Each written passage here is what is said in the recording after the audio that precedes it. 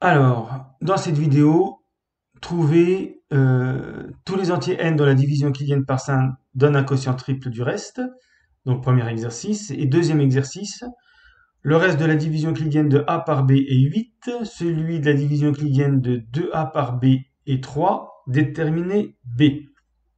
Voilà, vous pouvez faire pause, chercher ces exercices, et puis je vous donne la correction. Alors, correction du 1. Tous les entiers n dont donc c'est pas précisé n positif ou négatif, dont la division euclidienne par 5, donc b égale 5 fois q plus r, donne un quotient triple du reste. Donc je rajoute la condition, pas oublier, r compris entre 0 et b. Ça veut dire ici que r, c'est soit 0, soit 1, soit 2, soit 3, soit 4. Il n'y a pas d'autre choix possible. Comme on veut que q soit le triple du reste, ça veut dire q égale 3r.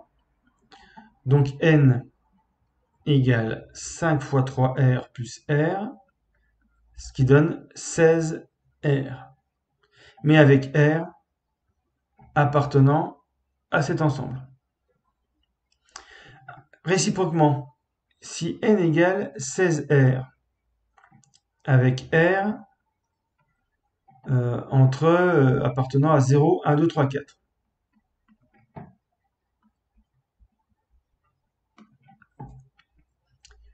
Eh bien, je peux écrire n égale 5 fois 3r plus r. Et j'aurai bien r entre 0 et 5, puisque je choisis r appartenant à 0, 1, 2, 3, 4. Donc, cette réciproque m'assure l'équivalence, qui va m'éviter d'ensuite vérifier toutes mes solutions. J'ai montré que n avait un quotient triple du reste en divisant par 5, si et seulement si n égale 16r, avec r appartient à 0, 1, 2, 3, 4. Et donc l'ensemble des solutions, il suffit de faire 16 fois r pour tous mes r possibles. 16 fois 0, 0. Ensuite 16 fois 1, 16 fois 2, 16 fois 3, 16 fois 4. Voilà. On peut quand même vérifier par exemple pour 64, mais normalement c'est pas la peine. 64, c'est, je divise par 5, 5 fois 12, 60 plus 4. 4 est plus petit que 5. Et j'ai bien un quotient qui est le triple du reste. Et ça marche avec les 5 valeurs.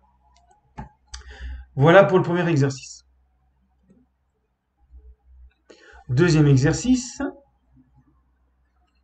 Le reste de la division euclidienne de a par b est 8. Donc je vais écrire la division euclidienne.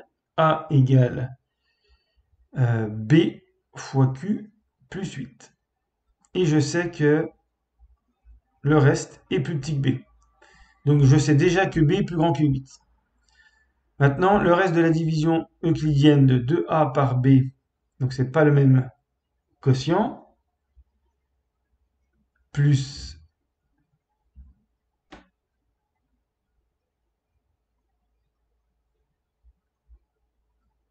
trois, et j'ai 3 plus petit que b.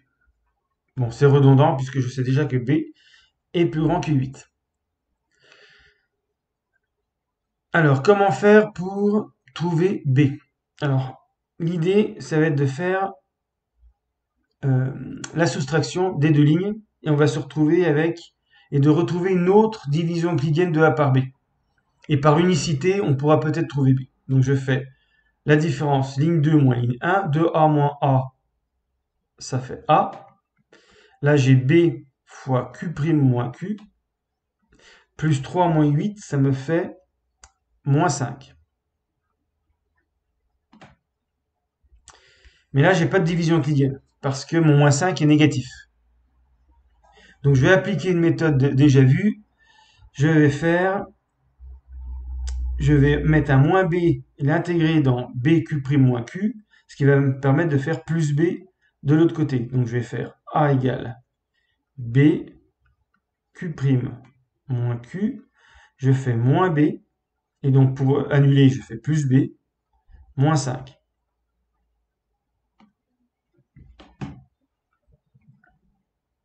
Voilà.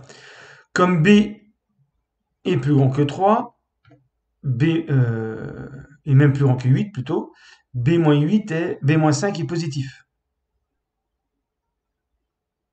Et en même temps, b-5 est plus petit que b, puisque je retire 5 à b. Donc là, j'ai bien ma condition importante pour le reste. Donc j'écris a égale le moins b, le premier moins b, je le mets dans la factorisation, q' moins q moins 1. Donc c'est mon quotient, q' moins q moins 1, b fois k si on veut, plus b moins 5. Ça sera mon reste. J'ai bien trouvé la division euclidienne de a par b. Mais je l'avais déjà. Première ligne, a égale b fois q plus 8. Donc je sais par exemple que q' moins q moins 1 est égal à q. Mais c'est pas ce que je cherche. Je sais aussi que le reste ici, c'est le même. Donc b-5 égale 8. Là, j'utilise l'unicité de la division euclidienne. Il n'y a qu'une façon de diviser, de faire la division euclidienne de a par b. Et là, j'ai les deux conditions. 8, le reste entre 0 et b. Puis là, j'ai mon reste entre 0 et b. Donc, c'était bien également une division euclidienne. Voilà, donc par unicité, j'ai b-5 égale 8. Donc b égale 8 plus 5, 13. Fin de la vidéo.